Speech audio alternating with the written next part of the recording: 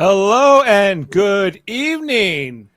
For All Mankind, Season 4, Episode 1, Glasnost is over, and it has been since 2023. But here in 2025 on Live Long and Podcast, we're just getting started.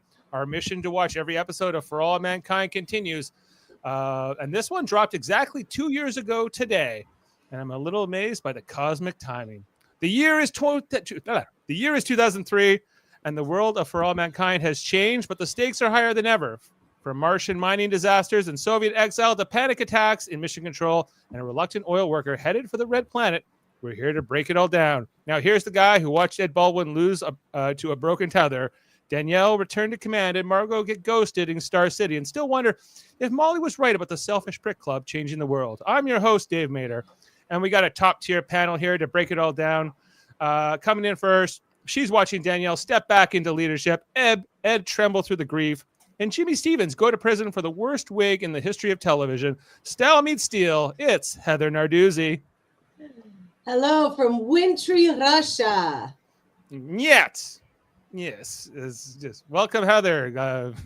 Stay warm there in Russia. It's always cold, clear, at least on this show. Although they promised that spring might be on the way.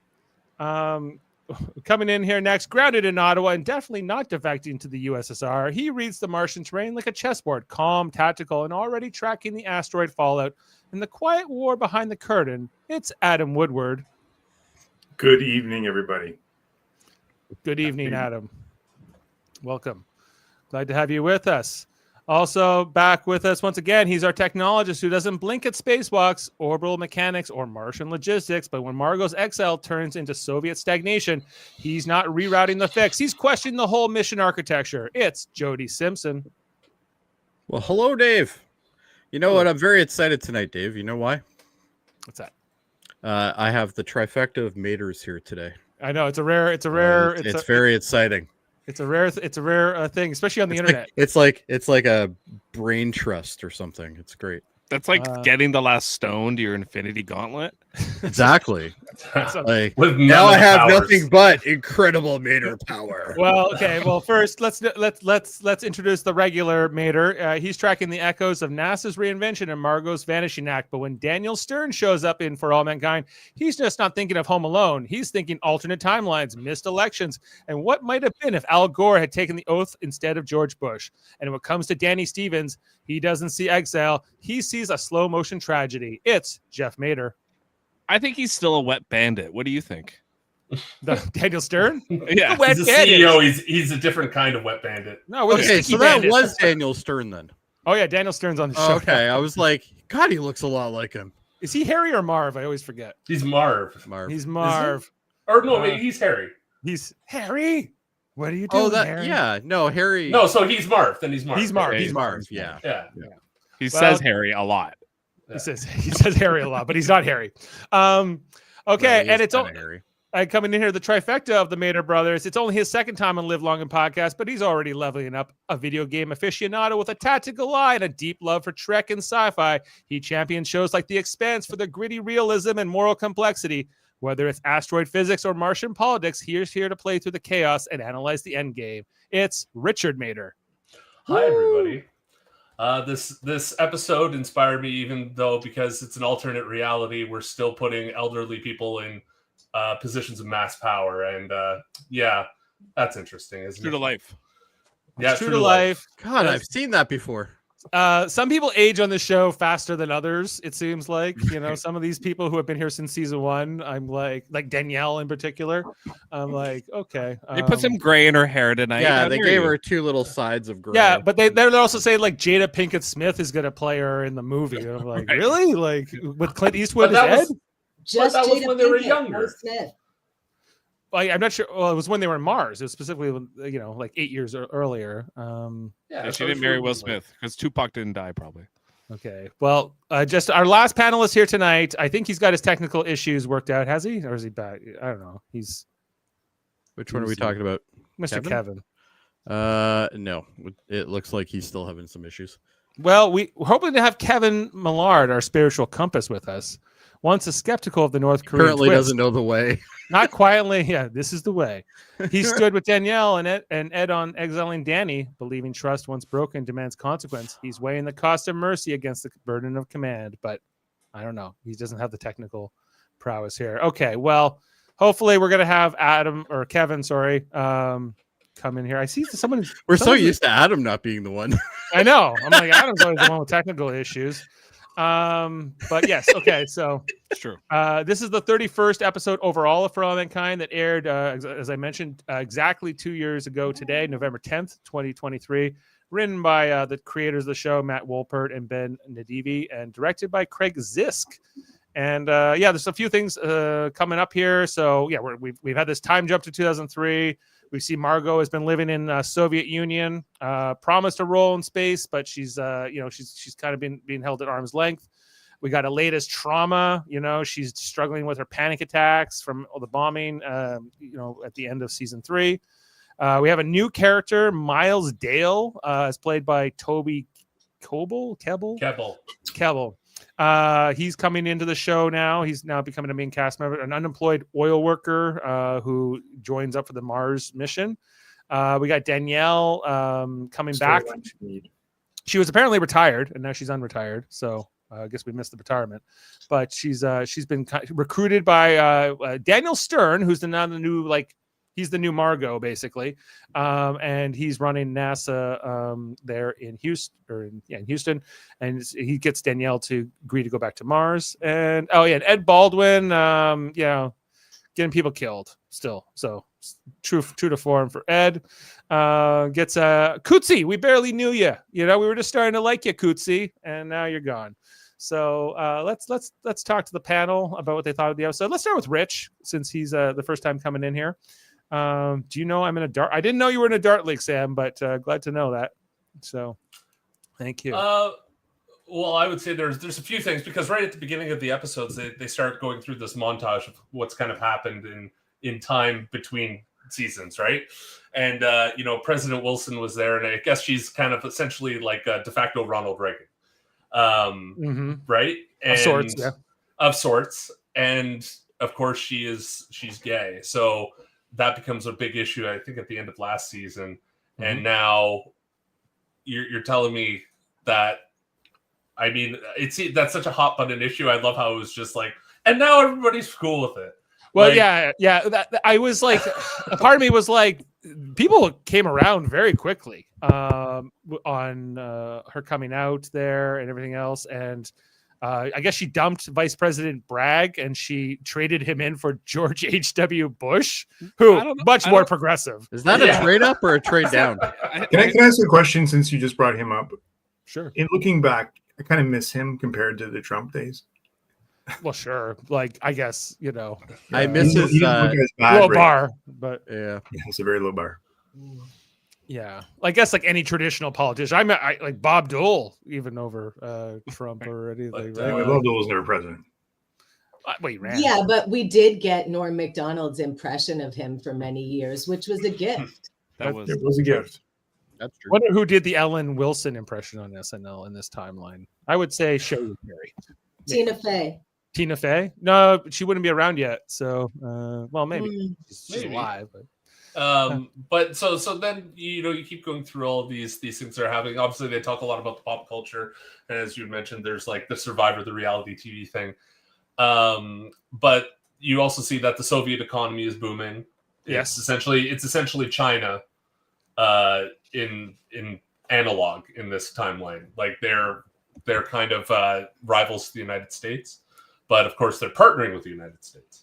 So it's a little bit more akin to a healthy partnership, similar to, I would say, probably like Europe, America in this timeline. Yeah, and it's like fossil fuels have largely been phased out now for clean energy. Yeah, Saudi Arabia is kind of in turmoil because nobody really cares to protect them anymore, and all those things are kind of happening too.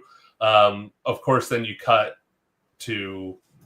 I'm not sure how far we want to go here, or if everybody else wants to weigh in on that intro side of things. But of course, then you cut to Baldwin, and they're working on that asteroid. who's 72. And I'm like, dude, you're in one of the most high pressure, situations in the solar system, because I guess on Earth doesn't cut it anymore. And of course he's got medical issues. Considering he spent so much time on the moon and Mars, his bones are basically bones are noodles. Yeah, he maybe can't even go back to Earth really at this point. He's so weak that he can't handle the true Earth gravity anymore. But Kelly sure wants him to come home and see if he's Poppy, he's the granddad, and Alexi's mother there, not too impressed with Ed Baldwin in this episode. And Olga. Oh, yeah. Anybody who's named Olga is never impressed with anything ever. No, it's not a name that usually goes around. So yeah. And I guess a couple other things too. Like we see that 9/11 doesn't happen in this timeline either. So like the Trade Center doesn't go down. The Iraq War doesn't happen. I guess The world is a safer place. So Al Gore won. It's Al Gore won. In that 2000 election. And oil is less important. Now, that was even the harder part, more even than the America accepting this gay president right away and reelecting her, was even more like, does anyone give a damn about Al Gore? Not like, because Al Gore's nomination was largely fueled by him being vice president to Bill Clinton for 8 years, and in this timeline he wasn't. He was just a senator from Tennessee, right? So he would have ran with Bill Clinton against Ellen back then, presumably, as he did, but he lost, right? So you don't know that though. We don't know that for sure. We don't know who. We do know that Al Gore had charisma and personality, and I think he could have got the nomination. We know that. And he invented the internet. Well, yeah. Like, have you the Simpsons episode? Yeah. Or he played Celebrate Good Times. I will. Yeah. Sir, somebody just bought your book. Sure, somebody just bought your book. Yeah, I never thought of Al Gore as a charismatic character, but everyone's got their own take, I guess. I loved him on Futurama. Yeah. Okay, well, so Rich, glad to have you with us. I guess Kevin still has not been able to get in here. I see like Doozy is in It's me. Oh, it's you. It's me on my other computer because I didn't log in on this one, and I'm just monitoring the chat. I got you. Dan will do it properly next time. Don't worry. Well, Heather, maybe we'll segue to you next. Heather, what did you? How did you like this episode, and how the beginning of season 4 kicking off? I mean, it's not the strongest start. It's cool to see where everybody is, but does anybody care about Miles? I don't. Oh, well, he's being introduced. Yeah, maybe I'll care about him later, but I feel bad. I feel bad for him. You feel bad for him? Yeah, well, he represents normal America, right? Yeah. Mm-hmm. Right. Yes, I understand symbolism, Rich. I just don't care for the character. Well, and not just Miles, but we see a couple of the other crew members on the Ranger who are dealing with the asteroid. They're not astronauts in the way we've been thinking of it. They're just working for Helios. They're just normal. They're miners. They're miners, yeah. They're just they're signed up, and they're just here for the money. They're not here for space exploration per se. Or I love that. Hold on, I'll be quiet. No. I was just gonna say I love that documentary about the miners that went and blew up that asteroid that one time. The moon miners. You can't train a bunch of Yes. miners, a bunch of drillers to be astronauts. Well, yeah. Bruce Willis was almost. They don't know shit about drilling. Yeah. I love the Ben Affleck line about that. How hard could it be? You point the drill at the ground and you turn it on. Come on. I mean, there were a lot of things to like about this episode. All the space sequences were super cool, and I loved seeing Margot in Russia and what's going on with her, and Aleda and her terrible wig having PTSD. So I just felt it was not maybe the strongest start to the season since we've been watching the show, but I'm eager to see what's coming up next. Even though I did watch it already, I forgot. But I'm going to tell you, it might be cold and wintry Russia, but it's really hot in my house. So I'm over this now. All right. Well, spring's coming. I was going to start a poll and see how long it was going to take for you to take that thing off. Too hot. Yeah, well, and the cast has changed here, Heather. We of course we lost Karen at the end of the season. Who else Zip did it, we lose? Jody. Did we lose anyone else? Oh, and Danny's gone now. Danny's not part of the season. Yes. Like he's dead. But how? But how? Yeah. So more to be revealed there with Danny. Let's go over to Adam. Adam, how are you feeling about the premiere of season 4? Was this a premiere? Yes. It was not a premiere to me. No? It didn't feel like a premiere. There was nothing that exciting about it. I like the beginning sequence was great. You had, as Heather said, some amazing space shots and just sequencing. And actually, I didn't even mind the Ed scene, even though I was disappointed to see Ed back in that role. Like he is a senior. Didn't he have bad hips? Maybe they're keeping them there, keep the pressure off. I don't know. He's injecting into both butt cheeks now. So yeah, trying to keep it. But then this, it went down. What's the guy, Tyler? I know I'm not going to enjoy this, guys. I just know it. The whole season? Are you writing up the whole season right now? No. Just this Tyler thing. The oil rigger guy? You mean Miles? It's gonna take up 10 minutes of an episode. Miles, whatever. And then the other, I don't even, his name is that memorable to me. And then finally, I really wanted Margot to die in that bombing, and she's still around. And again, she's doing nothing. So why have her? It takes time. No, it doesn't. She's been waiting 8 years for the Soviets to give her something to do. Already with Margot, she had her peak, and she's done. She's learned Russian. So what? They're pushing her aside. She's got nothing to do. Well, get rid of her. And she's 70. Maybe she goes and works for the Russian space. She is working for them. Right. It's interesting. Kinda. No, it's not. She's not doing anything. She's not doing anything. Well, give it time. Let's see episode to episode what happens.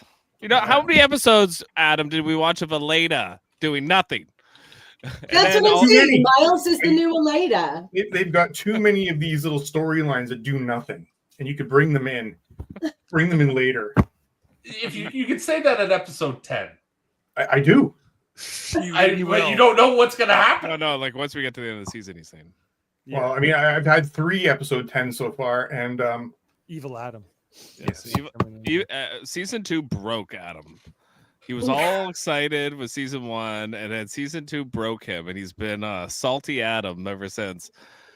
And a lot of us are here for it. A lot of us are fans. I love salty Adam. Well, Jeff, are you here for this season? Are you here for this episode? What's up? I like a lot of the themes they're doing. They might not be sexy, but I like them because I think they're relatable.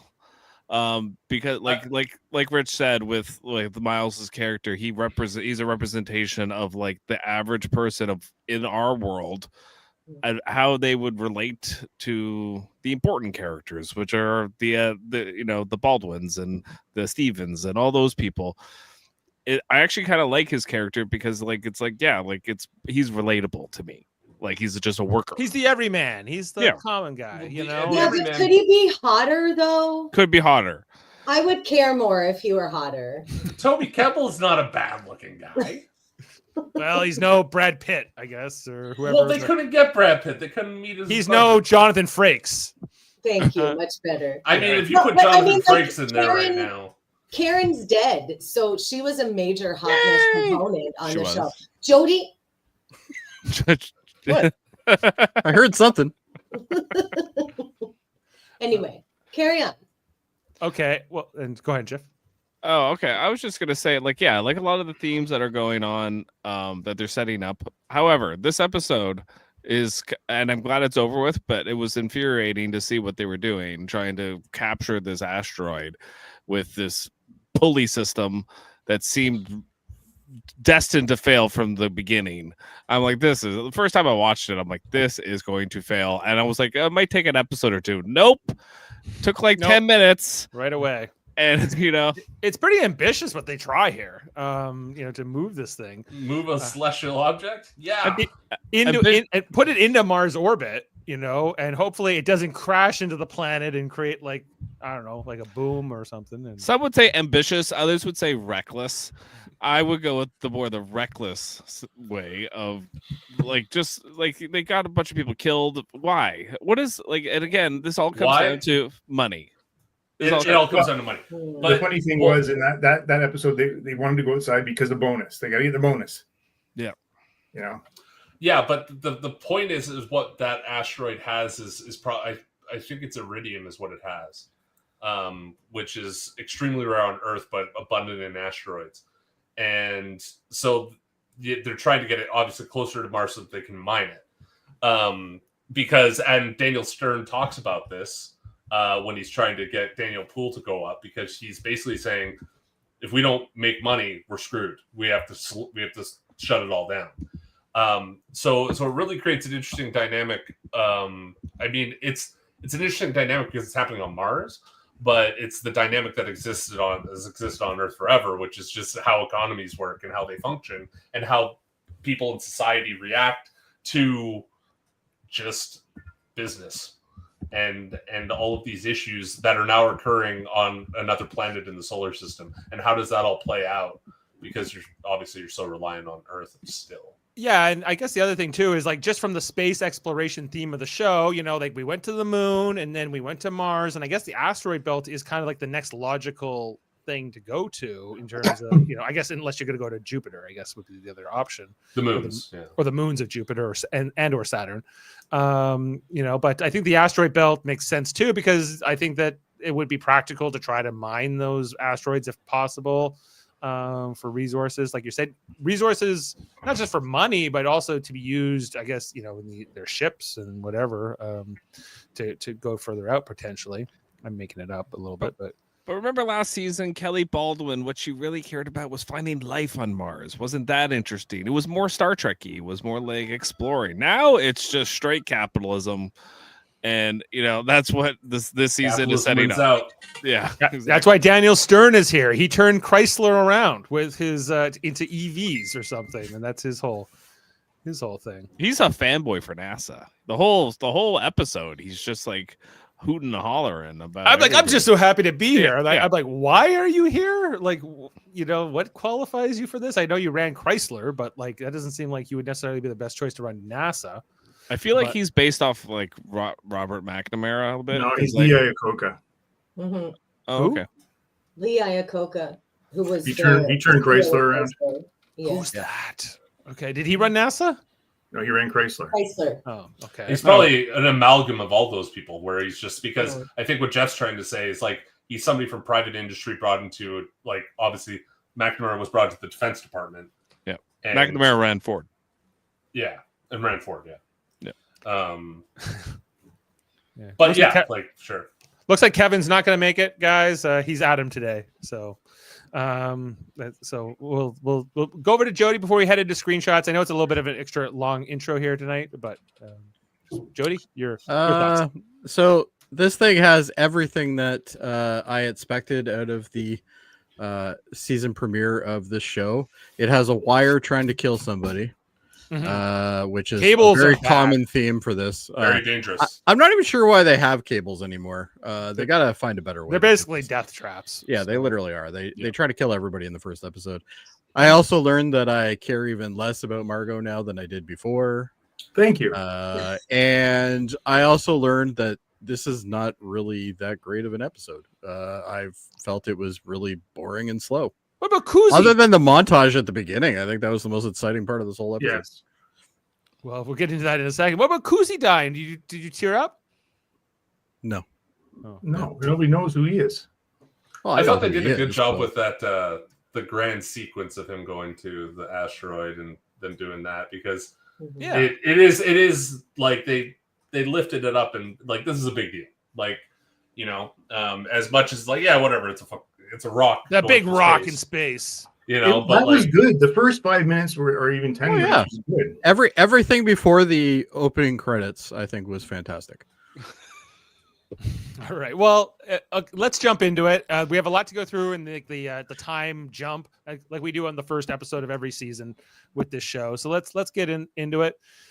We see here that, as we mentioned, Wilson ran again in 1996 with now George H.W. Bush as her running mate instead of. This is how you know this is totally fiction, because she won a second term. And was Bush not Reagan's VP when he was president the Yes. first time?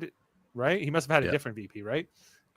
We know she also mentioned last season that Bush was her Secretary of State in her first term. So she's upgraded him here.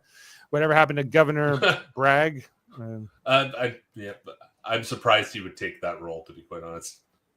Yeah, a little. Because VPs are nothing burgers. Especially at this point in his life, he would have been significantly older than he was when he was VP in our timeline. Would have made more sense if it was George W. Bush or Cheney. That would have made more sense. The other thing that wouldn't have happened is like they're both from Texas. Right. Oh yeah, that's right. Yeah, that's the other thing here. Like, so she was impeached, right? Like, and so was it the Democrats who saved her? And then somehow we don't know if she was impeached. We don't know if she was for sure either, but it I think they missed an opportunity here. I mean, I know it's like just a montage, but I think it would have made more sense had she flipped to the Democratic Party and then won as a Democrat. That would have been cool. That would have been interesting. Because I'm sorry, she's not going to win as a Republican after. No, but you need to take a step back though, Jeff, and understand that since the 60s. Everything's flipped on its head, right? Like, so kind of all bets are off in terms of like what you consider a traditional Republican. Lincoln was a Republican, like, but like Lincoln is more akin to a Democrat today.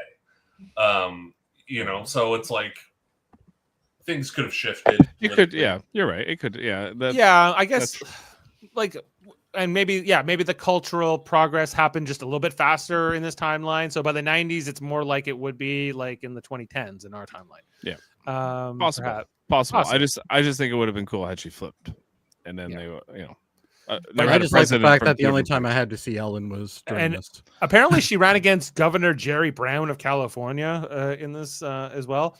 So that's who she took down along here with George H.W. Bush. I wonder if George W. Bush became governor of Texas in this timeline as well. But we also see that now there are it's called the M7, and it's like 7 nations that are like in this space alliance now. It's the U.S., it's the Soviet Union, but it's also Japan, India, North Korea. And I don't know who the last one is. I don't know who the other 2 flags, the N flags. The one on it's India. Second from the right is Italy, is it not? No, it's India. No, that's India. Who is the one on the far right and the far left? I can't tell. I don't know. Maybe it's different countries. I don't know. Yeah, we'll see if we can figure that out in fun facts. But anyway, so there's like now a treaty about expanding the Mars colony. But there's more job loss because the fossil fuel industry went away. Apparently there was a lot of lawsuits against Exxon and Helios and Shell and all kinds of other companies about the jobs. So they've shifted those people that would have worked on oil rigs in our timeline or whatever, they're going to work on the moon instead for helium-3. So the one on the left is the Coalition for Communist Countries for Spaceflight, and the one on the far right is the European Space Agency. Oh, okay. Which Canada would fall under, technically. No. What do you mean? We're not in the European Space Agency. I think we are. Look it up. I thought we did. I'll leave that one to Adam. I thought we covered this in season 2. I thought they were. Canada has CSA, but it doesn't do much on it. I think we are part of ESA. We're not part of NASA. I'll confirm it. Yeah. We are. Anyway, things that are the same in this timeline. Jerry Maguire was still made, but this is after Dev made his Jerry Maguire pitch at the end of season 3 to his staff. That was the inspiration. That was the inspiration here for the Show Me the Money, Jerry Maguire. All right, sorry guys, you're right. We're the only non-European country in the European Space Agency. Cool. I'm glad. I'm happy about that. So anyway, we had that in season 2 because they had all the flags, all the ESA and Canada was in it. Yeah. Right. Yeah, we see here. Yeah, like now. when Kasparov played Deep Blue, did Deep Blue win or did Kasparov win in our reality? Kasparov won, right? Machine best man, it says. Yeah, but in our reality, did Kasparov win or did Deep Blue actually win? Deep Blue one. I don't know. You'd have to look that one up too. I don't know. I'm gonna look it up. I got it. Okay. And okay. Well, meanwhile, And hold on, Dave. I'm trying to. I'm not a machine here. Interesting question. Go ahead. Do you still call the first lady if she's the president's wife? I think so. Yes. Yeah. Okay, so first match, Because- the machine won. Pardon? You wouldn't be the first lady. The president would be the first lady. No. No, the president's the president. No, I understand that, but the president would be, because she's a woman, would be the first lady of the United States. No, oh, right. True. Well, So maybe you're the second lady. You're the second lady. But then what does the VP's wife get called? Like The third lady. Questions. The third lady. lady. Yeah. The third wheel. Is it still Barbara Bush in this timeline? I guess It would be Barbara Bush. Yeah. Barbara Yeah. Bush, the third wheel. Yeah. Right. Anyway, so Okay, coming back to the chess game. yes. In the first game, Kasparov won, but the second match, Kasparov won, and then Deep Blue won decisively in just 19 moves. He's like, I figured you out, Kasparov. So yeah, it's an AI. It learned. This American AI bullshit. Okay, so then we have so we see Ellen getting sworn in again. Now she's with Pam. Like I don't know what Larry's gone, I guess. So he's nowhere to be. he's seen. back under his business. rock. Hmm? He's back under his rock. They should have He's just back under his showed him. rock. Showed him in like Guantanamo or something. Like He should have just been like, Guantanamo. he's No, he's somewhere with a man and being out and happy because the president's gay now. Everybody be gay.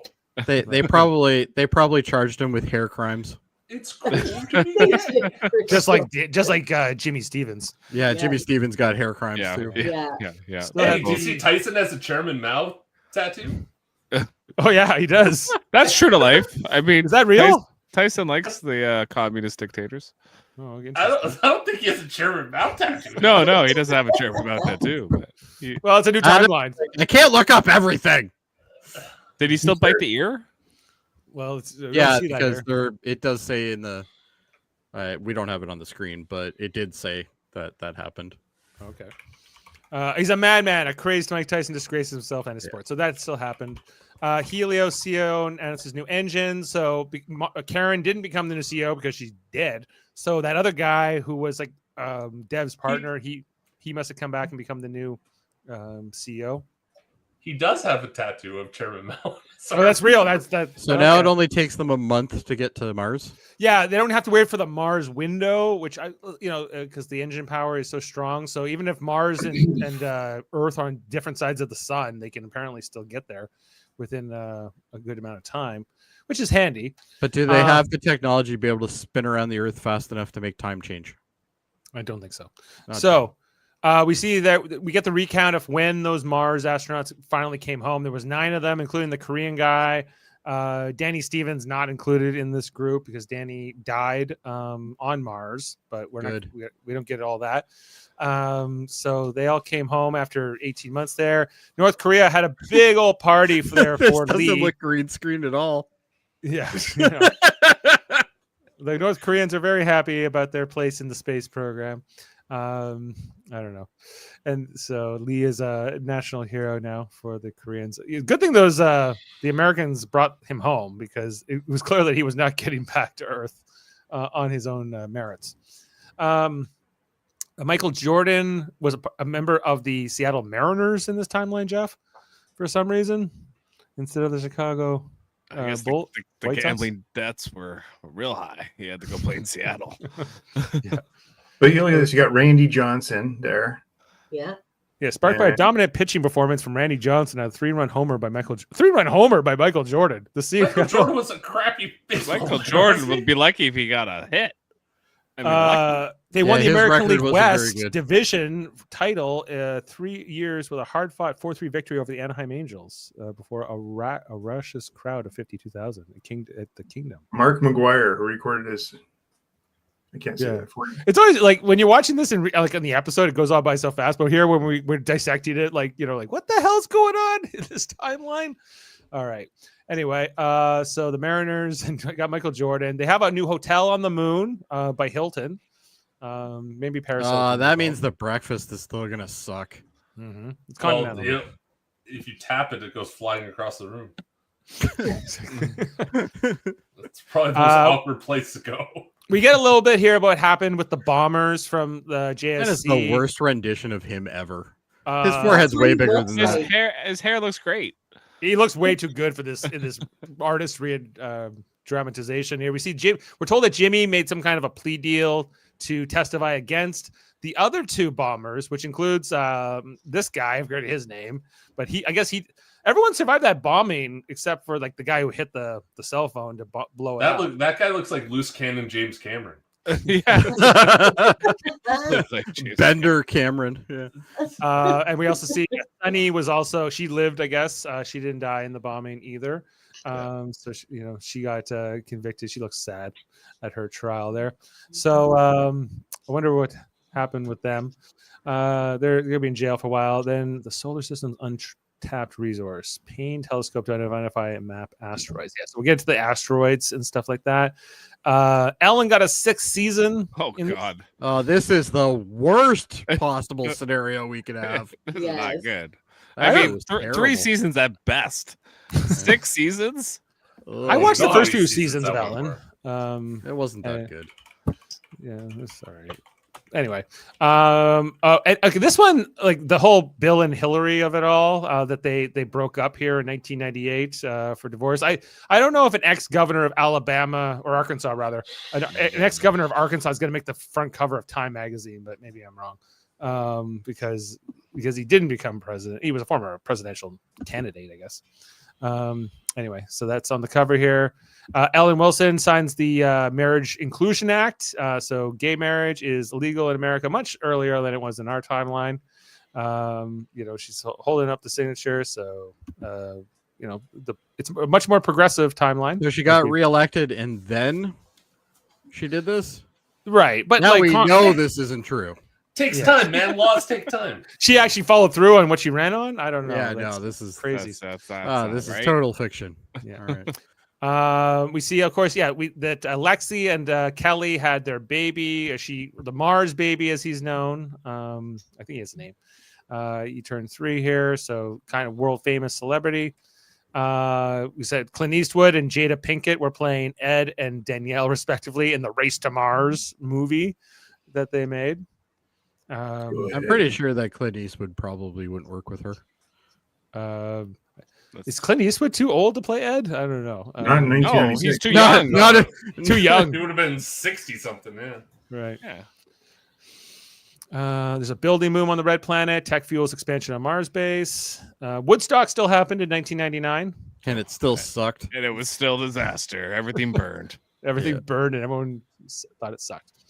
And it was too expensive. But Harvey Weinstein went down much earlier. Here he goes down around the time of the late 90s, well before he produced a lot of other movies. Still made Shakespeare in Love, so that's a tragedy. And Pulp Fiction, which is a good thing. Well, Pulp Fiction was in 94, so that would have still happened.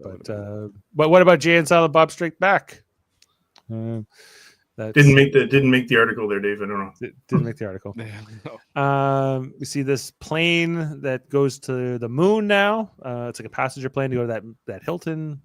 We couldn't even keep Concords in service. I don't think this is going to happen. Looks pretty cool. Stanley Kubrick died. I think that's true to our timeline too, right? Died in 99, yep. Yeah, 99 is when he died. Anyway, then we get to see this Eli Hobson character. This is Daniel Stern's character, the guy who ran Chrysler. He was the one who got the United States really into electric vehicles, shifted away from the fossil fuel stuff. And I guess that's why he got to be in Al Gore's cabinet. We see JFK Jr. didn't die in the plane crash in Martha's Vineyard, and he's running for the Senate in this timeline. So watch out for JFK Jr. Look at that other headline: Moon workers strike goes into 2nd week. Mm-hmm. Yeah, the workers unite here against the capitalists.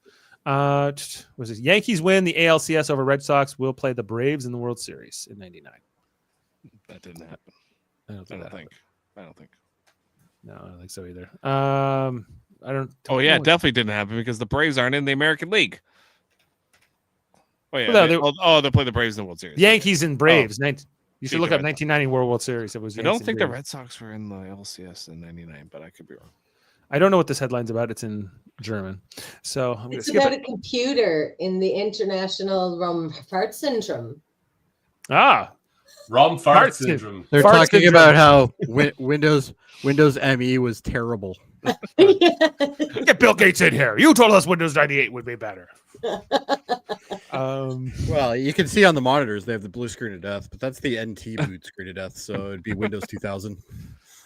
We see a lot of jobs, as we mentioned. This will kind of lead into the Miles storyline. People apply to work on Mars today.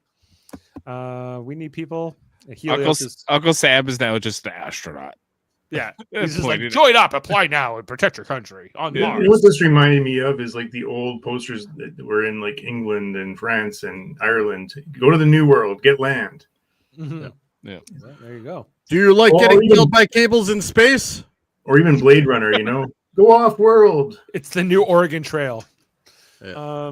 Make sure you don't die of dysentery. Yeah, exactly. And they still made Castaway. That's great.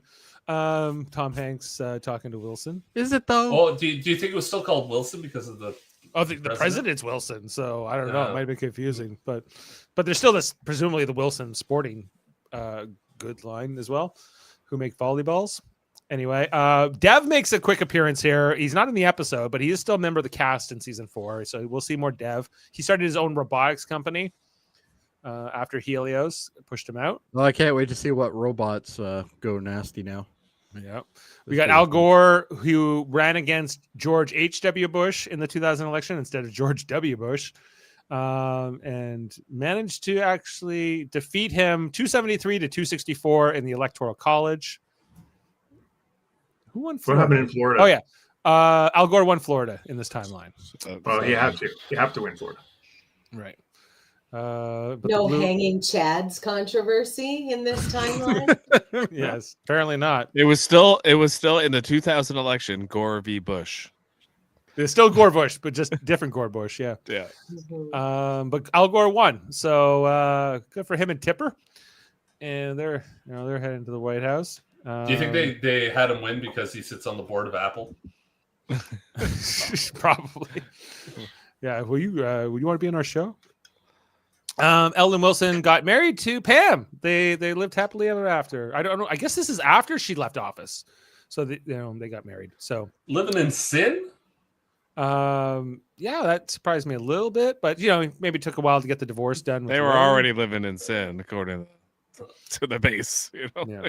Former president marries Pam Horton in private ceremony. So good for them. Yep. I don't think we see Ellen outside of this montage in this episode. No, it's great. They're living in some ranch in South Texas. So cool. And what else is going on? John Lennon's playing the Super Bowl.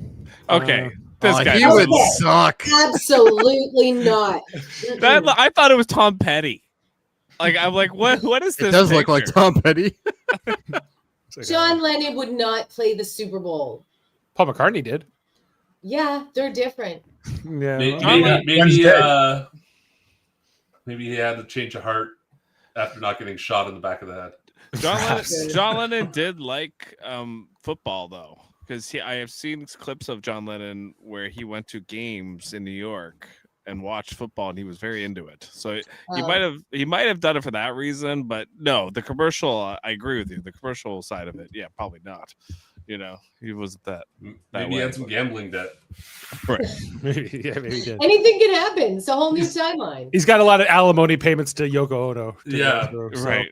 There's a lot of little Lennon Onos running around. Well, it's probably going to be a shitty one because he's probably got massive hearing loss at this point. From being around Yoko. The reality TV thing, that's kind of what the 2000s, I guess, was in some ways. The Osbournes are shown. We also know that there's a reality show on the moon called Moon Miners that's very popular. Moon Miners. I bet Moon Miners is so trashy. I would watch it. I mean, that kind of sounds almost like a gay porno to me. This I would watch that too. I'm here to drill, baby. I'm drilling right to the core. Right to the core. But we also have Survivor. That was still the phenomenon of, again in this timeline. And we're still living with that. Oh yes, Survivor logo. What WTF, Sam? Exactly. Well, Survivor makes an appearance here in For All Mankind. Team Sophie. Wait, are you Team Soph or Team Sophie? I need to know. Anyway, so we see, Russia, as Rich mentioned, has going through an economic boom. Gorbachev transforming the Soviet economy. Got Louis Vuitton now, so all new era here for the Soviet Union. They got nice cars, Bentleys. Okay, anybody who buys a Bentley in that color needs to be shot immediately. Well, That's no counting for taste. How dare you? Color. In Soviet Russia, color picks you. Yes, you'll take what's good for the proletariat. Then we see that USSR's got doing very look well. how small China's is. Yeah, like they're not booming in the same way they did in our timeline. like half of them. Canada. Look at us. We're doing well. Yeah, we're behind Italy. Yeah, but Italy has a lot more people. No, that's actually Italy has close. not more people than us. I don't think we have more than them, but anyway, but Oh, sorry, they're all here. No, I don't know. Checking. pretty sure we have more. Italy has more. Italy has 58 million people. No, they don't. Do they? 59 million. What? I didn't know that. Okay. Yeah. Wow. I Italy. stand corrected. Thank you, Dave. Who knew there were that many Italians? Okay, go on. Mac Russian is here, so that's cool. You're doing well when there's McDonald's. Yeah. I want the McBorscht, please. I mean, Margot could go for that. You see Gorbachev and Al Gore are chumming it up. They're having a great old time. He said, "We're not enemies anymore. We're like partners, and we're like working together, and it's all good. And there's no Cold War anymore." So they're working on rockets together. They're working on bases, and that transitions us out of the sequence. And now we're on Mars. We're seeing what's happened to Happy Valley. We got all these nations here with their flags flying. We see that the Happy Valley base is much bigger than when we left it at the end of season 3, and we see all these different astronauts are here from the 7 nations that we talked about, or the 7 groups. One of them being the ESA, and this base is run by this other American guy who he won't last long. He's going to get replaced by Danielle in this episode because he'll get blamed for this catastrophe that happens. Spoilers. Yes, spoilers. Anyway, so we catch up here with Ed, who is not doing great. Old AF. Old AF, exactly. He's on a ship called the Ranger here with a Soviet co-pilot. And we're also told that he's the XO of the Martian base under that other guy we just saw. So despite being they don't let him go home; they just let him stay there. But he kind of assigned himself to this mission, as the XO as well. That's also what we're told. Would you want to go home to Kelly? Well, that's what Kelly would like. Come home, Poppy, and come see the kid. But we see Kutzi's here. Kuznetsov, he's on the Ranger, and he's looking at the most beautiful thing he's ever seen. Yep, and that won't last long. Yeah, he's looking at it, and it's a big old rock. And I don't want to miss a thing. He doesn't want to. Did Aerosmith still make that song? Yeah, that's a good question. It was about the moon. We head over here to Mars Mission Control. The new, what's not no longer the Johnson Space Center is now the Molly Cobb Space Center, and we can see that the Mission Control has got quite a bit of a revamp here, looking a little more futuristic. And Daniel Stern is here in the person giving a speech to the room about he just looks so happy to be there. He's so happy, man. This guy's like, I got a contract to actually act again. Yeah, that's exactly right. That was a minute in City Slickers. But does he have Margot's job, or does he have the Thomas Paine job? That's what I'm a little unclear about here. Margot had the Thomas Paine job. Go back one. Margot had the Thomas Paine job. Oh, go back one. because his badge. But I think maybe it's just Margot was more of a. There's his was badge. obviously Enhance the badge, Dave. Enhance. An internal Enhance. internal Oh, candidate. well, that ain't enhancing. Oh no. Yeah, I think he's the Margot. Yeah. Okay. Yeah, I think he's the Margot. It's all nice to right. have Well, somebody in that role that actually smiles. now we see that like the mission control person, like the head of like mission control, it's not Aleda, it's this other woman who's running it. Leda is over on the thrust station here, so she's not So- quite. Once they Didn't saw her Margot wig, hand it they're over like, to her? we can't do this. I'm sorry. Didn't like I got the impression that she was going to be the new flight director after, but maybe Yeah, me she too. fell apart. She's got PTSD. She's a bit of a wild card though. Yeah, I'm not And sure I think you'd want her. I think after the bombing, she's not the last 8 years haven't not necessarily been great for Aleda with the trauma. So we see here, this other woman whose name I don't know. She's running mission control as they're planning to get Kuznetsov to land on this asteroid, and then they're gonna attach all these cables to it. And I did like how they showed us the delay in the video footage. Did you see that? It actually tells you what the delay is. because 7 minutes, 43 seconds. Right. So like mission control is not giving them instructions in real time. That's coming more from Mars. But we see Kuznetsov, he flies over here in his suit. He's got a new spacesuit that's been built by Helios. They also mention, and he's gets to be the first human being to land on touch an asteroid. And it's kind of a nice joyous moment. I liked it. Everyone's clapping, everyone's happy. Come on, even the Russians are happy. All this was fine. This was the good part of the episode. This is where I was looking for Margot, by the way. Yeah, she's not here. Anyway, and Kuznetsov, we see it. Like I love this like transition. I don't think she's going to be on the asteroid. He lands here and then he like stands up and he's like on top of the whole asteroid, conquering the asteroid. It's kind Nice of cool shot. visual. Very cool shot. Yeah. And that's our cold open for the episode. And this is when it goes downhill. Yeah. Okay, so we're just hitting the credits, and I know. I know.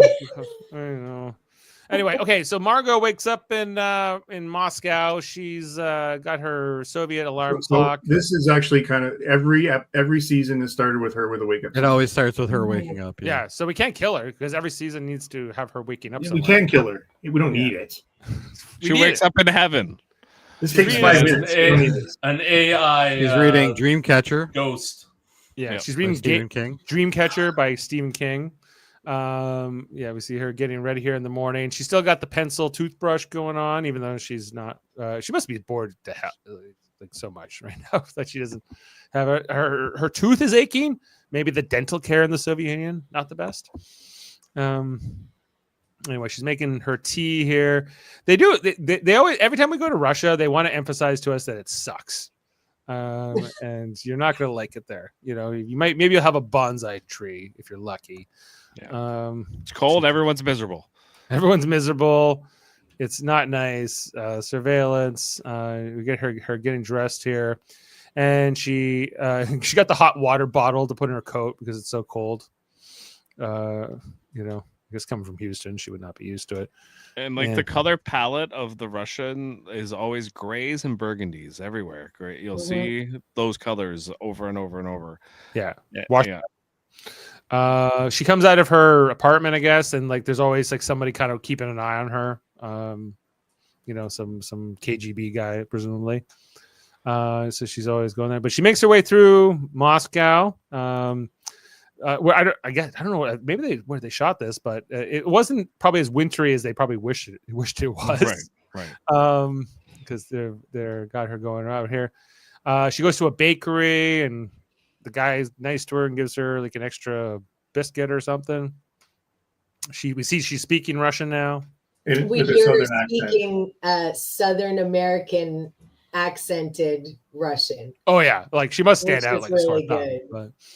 But she heads over to this newspaper stand and she buys a newspaper. They're talking about Gorbachev and taxes and rising prices. The marked one. He thinks the marked one is referring to Gorbachev.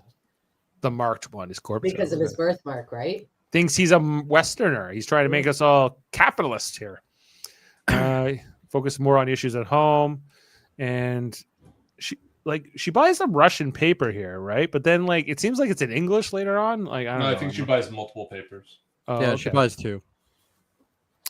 One more paper to sell now, she says. And Artem, the newspaper guy. They have a little exchange here. Anyway, not that important. She sits down on a park bench here and she starts eating her thing she got at the bakery. We see Kuznetsov, first man to land on an asteroid. Anyway, so that's with Margot. Let's go. What's going on with Margot? Then we go to Baton Rouge, Louisiana, and we so glad they gave me that. I need to know. We got Baton Rouge, Louisiana. We got the new character Miles, is played by Toby Kebbell. Sorry to interrupt, but can you go back?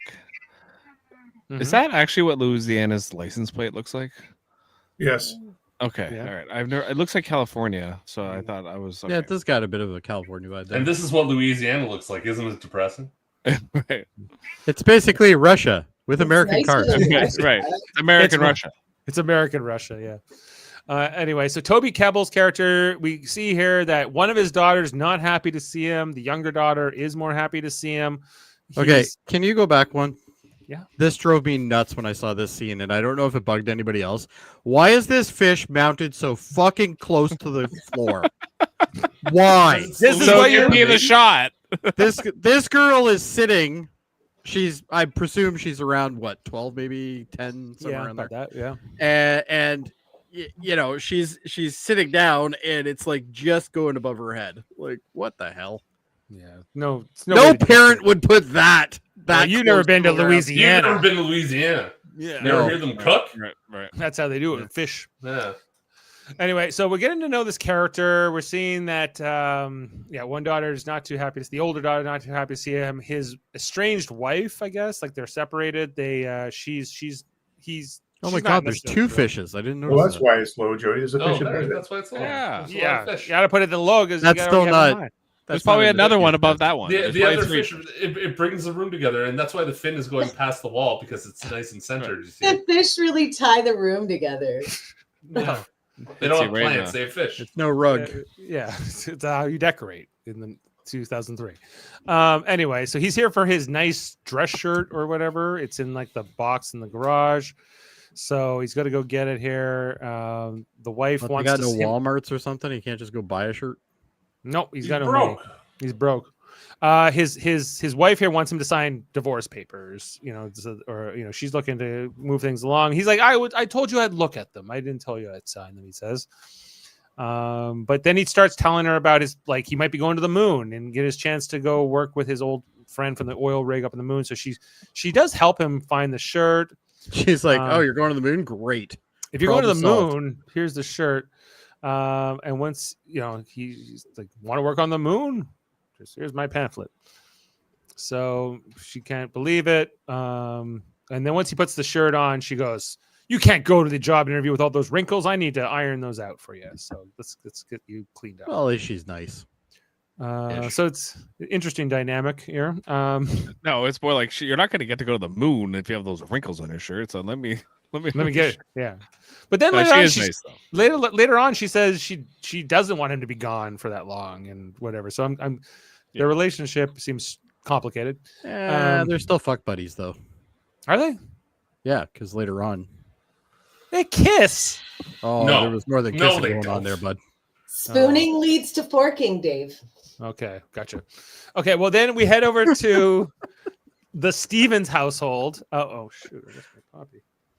Poppy for a Poppy. No, I just put that together. That Ed is Poppy.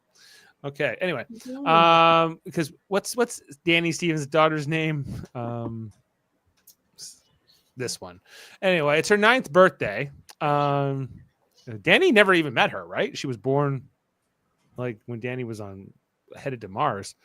We see Danielle's got the birthday cake. Everyone here. Amber's here as well. And Danny nowhere to be seen. So we're getting this idea. Oh, where's Danny? We know Jimmy. I want to know who that dude in the background is. Go back one. Look at him. He doesn't seem like he should be there. He's like, I'm here for the cake. I was told there'd be cake at this party. He looks like a hitman or something. He just looks he's the coolest dad for the cake. He's happy to be there. That's for sure. Yeah. Anyway, so we see Amber and Danielle have a quick exchange here, talking about, she's like, I miss Danny, but it gets easier every year. Well, not having Danny around would probably make things a lot easier. Well, she liked Danny, loved Danny. Nuts. Well, she didn't. I don't know how much Amber knows about what happened with him. Didn't seem like it. I don't think she knows anything. Right. Oh, I guess he did meet the baby before he went to Mars. So she's at least a little bit older there. So she wasn't.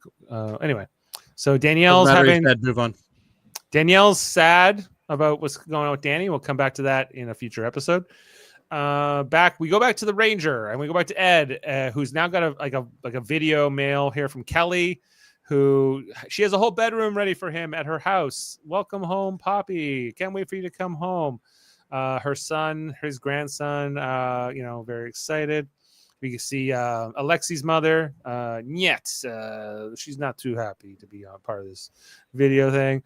And Kelly's like, you need to come home so Alexi's mother can go home to Russia and not stay here with me. What's stopping her from going anyway? I don't know. I guess without Karen or without a husband or whatever, maybe Kelly needs the help. And she's hoping Ed will fill that role instead. Ed, we also see Ed hand shake here. He's got a lot of trembles. I thought it was just really good pot. 80. I'm sorry? He's like 80 here. 72, yeah. So I just thought it was really good pot. He's much younger than the last two presidents of the United States. So, but he's like 1990s 72. So that's like 102 today.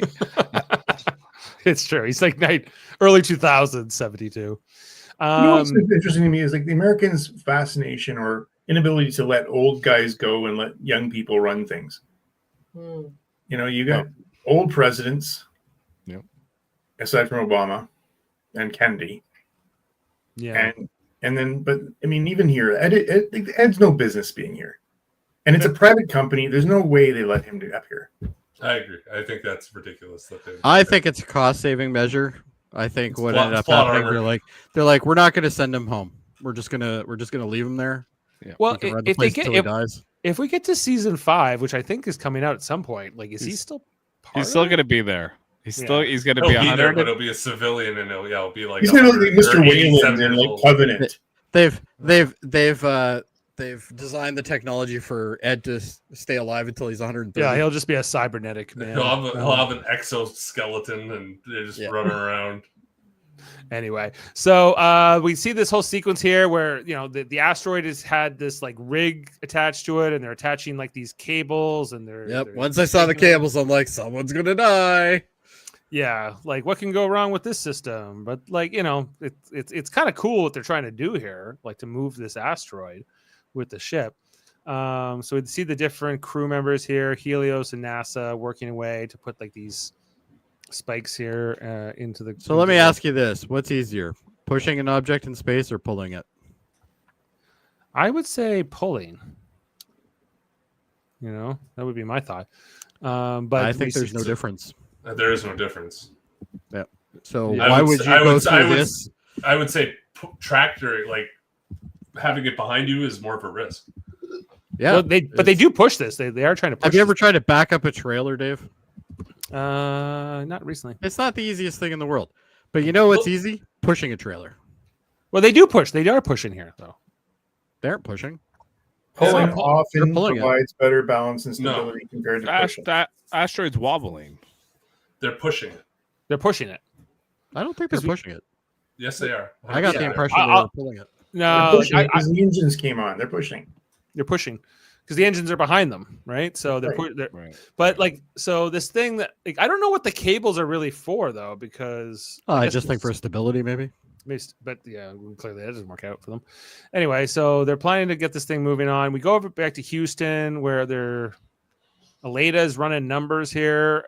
She sees her son is up in the gallery, looking at his phone, not paying attention. Yeah, he cares about her as much as I do. being a little shit, she says. That's what she said to you, Jody. Jody's being a little shit on this, not giving me my credit. That's happening many times in my life. She has an exchange here with Daniel Stern. She's like, weren't you in Home Alone? And he's like, yeah, best paycheck I ever got. Sticky bandits, huh? Anyway, so I'm trying to remember what they talked about here. Other than we get to know him a little bit more, I guess. Anyone remember? They're sizing each other up. She basically asked him his history, and he kind of asked her the same thing. And right, I don't really remember much about it. I already like his character, so I know he's going to die soon. Anyway, so we go back to the asteroid, and then pushing the asteroid. You can see here the thrust is behind the thing. Oh, okay, you're right. They're pushing it. And the plan was to push it into Mars orbit. So we see Ed's at the helm here, and they're pushing this thing along, and it's going along, and they're going to make their bonuses. Everything seems to be great, but we see, there's a little bit of wobble in those cables, and things are about to go awry. I'm surprised this isn't called the Wayland Corporation. Yeah, you would probably just want to do this whole operation as slow as possible. We then go to Helios Human Resources, where Miles has now showed up for his interview with a freshly ironed shirt. And we see there's lots of people here. A lot of people are applying. He thinks he's here for kind of like a job interview, but it's kind of like a job fair. Job fair. Yeah, like a big recruitment thing. It's like you're applying to Best Buy or something, right? I like how he doesn't even get through his whole sentence, and the receptionist is just like, fill this out. Yeah. She's like, we don't care who you are. Just reminds me of the walk-in. Yeah. We see that he can't even find a chair here in the waiting room. It's so busy. So he's just leans against a wall. Well, neither can the other people that are standing too. And then he's filling out the application, and he gets to the part that deals with education, which is his last name Dale? Yeah, Miles Dale. Oh, okay. And so he's like, I don't have like post-secondary. What am I going to do? So he looks down at this other woman's application that says Louisiana State University. And so this gives him the idea to say he went to Florida State. That's what he writes down on his application. And I love how her skills are Microsoft Word. Is that what it says? Word, Excel, intermediate PowerPoint, intermediate Excel, and advanced Microsoft Word. Girl, I don't know how good that is for working on Mars or the moon, but it's good. But anyway, God help us if Microsoft is in charge of the systems. That's all I have to say. They must be running Linux up on the moon and whatnot. They got to be. This guy who from Human Resources who interviews Miles. He's like, well, your friend recommends you, and we'd love to get you in there. You got that rig experience, working on the moon. And Miles is like, oh man, I really need this job, and I'd love to do it. And he's like, great, but you can't go for like a year, or maybe it's longer. 2 years. I think. 2 years, right? But then he starts grilling him about Florida State University that he wrote on his application, and he's like, "What dorm were you in?" He's like, "What dorm was I not in?" And I was a man whore. Yeah, I was around. He fakes his way through the interview convincingly. My favorite was the interview where he's like, "Weren't we all? Weren't we all everywhere?" That guy wasn't. Yeah, for sure. You never know. He could be one of these guys that just runs around planting seed in all the different dorm rooms, like hallways. Some employers will planting his seed. I'll tell you when you're older. Yeah, I'll tell you when you're older. Anyway, so he can't get him up there for 2 years, so he's really disappointed. And he's like, he can't wait 2 years for this job, so he's about to leave. And then the guy goes, well, I could get you on a crew to Mars much sooner, but nobody wants. Usually, a lot of people don't want to go for like that 2 year tour. It's a much longer time commitment. But I don't think Miles. He's like, they added me to the cast. Sign me up. Send me to Mars. Let's go. I just realized the parallel here. I mentioned it earlier, but calling it a tour. This is basically just replaced the military. Yeah. This is what this is. But they're not killing people, so that's better. Well, that is. It is. Yeah, but he's doing it kind of by sort of half by accident. If there's a cable near you, you never know. Yeah, watch out for cables. He's like, I just want to know will there be cables on Mars? Because I don't think I should go. He's like, there will be. Just watch out. So Miles is like, maybe I could go to Mars. Like, hey, like someone offered me a chance to go to Mars. I might go. Anyway, so then we go back to the Ranger that's pushing the asteroid, and they start to detect. I think here eventually, the cable starts going haywire. One of the 16 cables or whatever they have going on, and they detect it as a wobble at first. It starts off as a minor problem, but then it starts to get worse. As more of the cable anchors start to come out and start to cause like this instability in what they're trying to do. And potentially this is the point where you need to abort. But they don't right away. Because Gandalf is like, Ed is like, oh, something's going on. Yes. Tell me, hobbits, where is the good ganja at? Okay. The Sean Connery version. Yeah. Yes.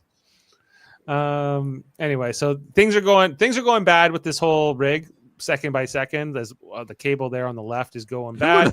Who would have thought pushing an asteroid would be such a hard task? Could be problematic and require troubleshooting. So are we at the point here where you're like, they're like, hey, we're having some issues because Kuznetsov wants to go out there and try to secure the cables, and the commander. So once again, like, here's another. Like, why the hell is he here? You got the guy in the planet who's directing this, and says, "Shut it down." Right, which is the right call. Ed, we're going to send people out. Well, Kuznetsov's like, no, I need to go out there, and Ed, being his friend, is like, well, that's risky, but what choice do we have? Kuzi, you listen to the boss and shut it down. Yeah, you abort. Why does everybody ignore the wires? I think that's the bigger issue here. They're telling him, no, you can't go, and but sorry, he doesn't speak English anymore. He's like, I'm a hero. Yes, I cannot understand. I go. And then this other guy, what's his name? Parker just is like, oh man, I'm not gonna get my bonus unless we get this asteroid into orbit. So I'll come with you. And this other woman, Massey, she'll be a character for the whole season. So you want to make note of her. But she says, what are you doing, man? And he's like, hey man, I'm not gonna get paid unless we figure this out. So I'm going out there. And she's like, we're not trained for this. We're not trained for like this risky stuff. But he's gonna go anyway. So Kuznetsov and Parker go out there. They're tethered to this thing, and like, man, like you can always tell right away this is gonna go bad. It's so unstable. The thing is shaking crazy. Well, let's just go through the checklist. Are they in space? Check. Is there wires? Check. Okay, yeah, it's gonna go bad. Right, and there's a lot of moving parts, and there's a lot of stresses and different things. And then we see Kuznetsov gets his leg pinned all of a sudden. Under like the moving metal. Yeah, I was hoping for like a clear cut. That would have been awesome. Well, he would have died of decompression almost right away. But don't worry, there's somebody here for the job. As the whole rig comes apart at one point, and the spirit of Danny lives. Yeah, Kuznetsov tries to warn Parker, but this thing's coming right at him from the back. And I did like how he died, though. Yeah, it impales him through the back. We hardly knew you, Parker, but rough way to go. Yes. Yeah. I don't know. I think getting steamrolled by the other ship in the last season was a little worse.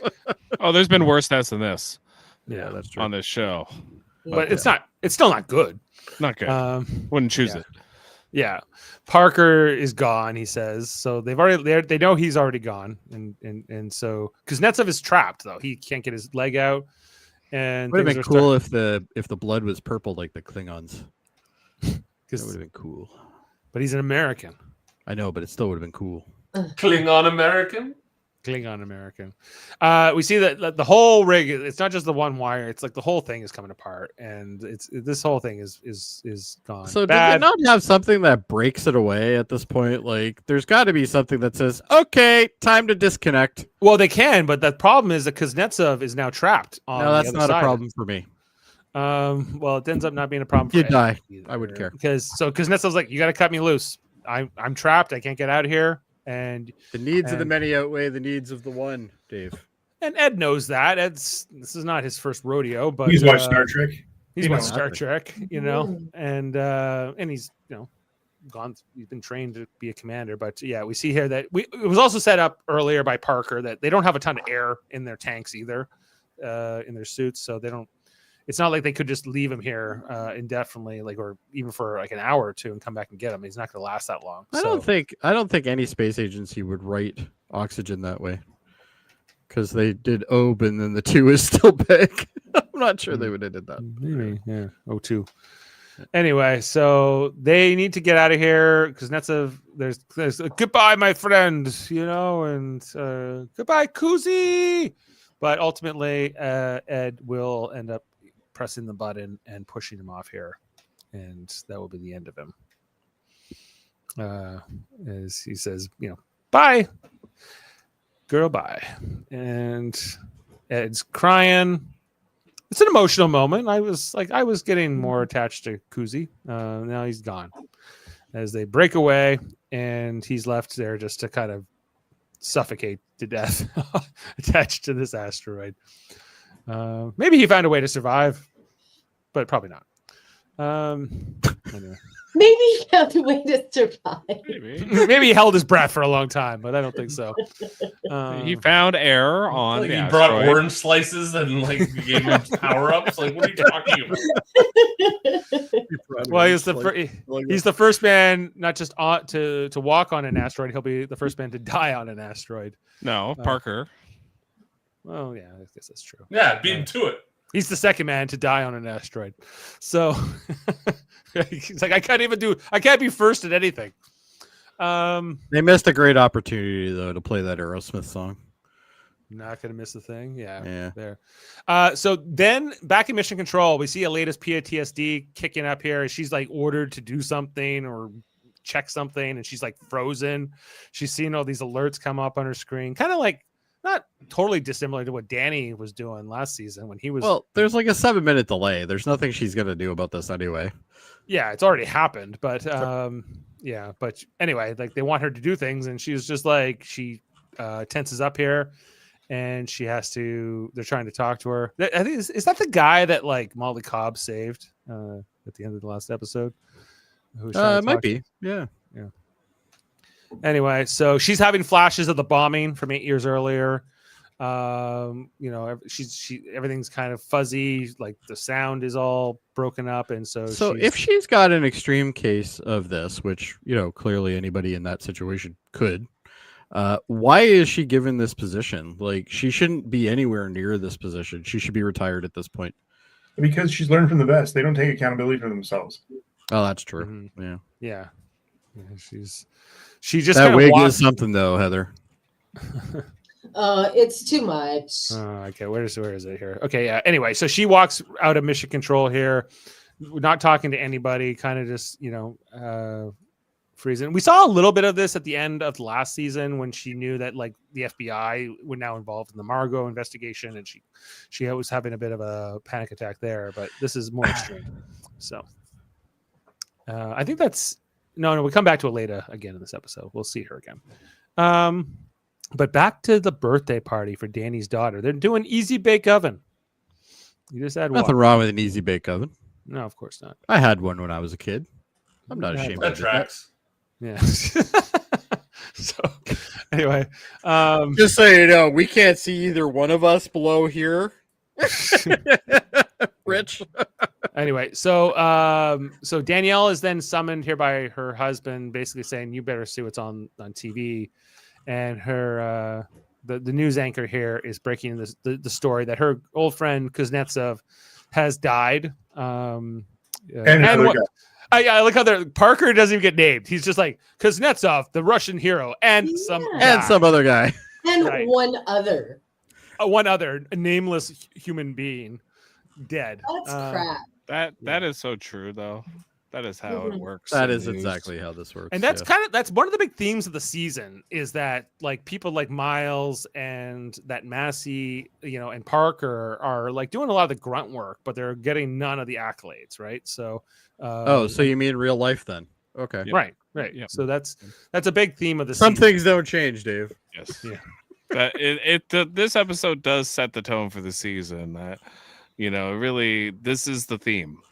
It's the people who get all the accolades versus the people who don't. It's rich people versus workers. That's what we're setting up here. Yeah. More exactly, right? And so they're eulogizing in here. Then back in Moscow, we got Margot. She's on the phone. She's trying to call up the Roscosmos. She wants to help. What the hell is she gonna do? She wants to be there. She wants to be in the action. She's just a so again, bitch. Stupid storyline.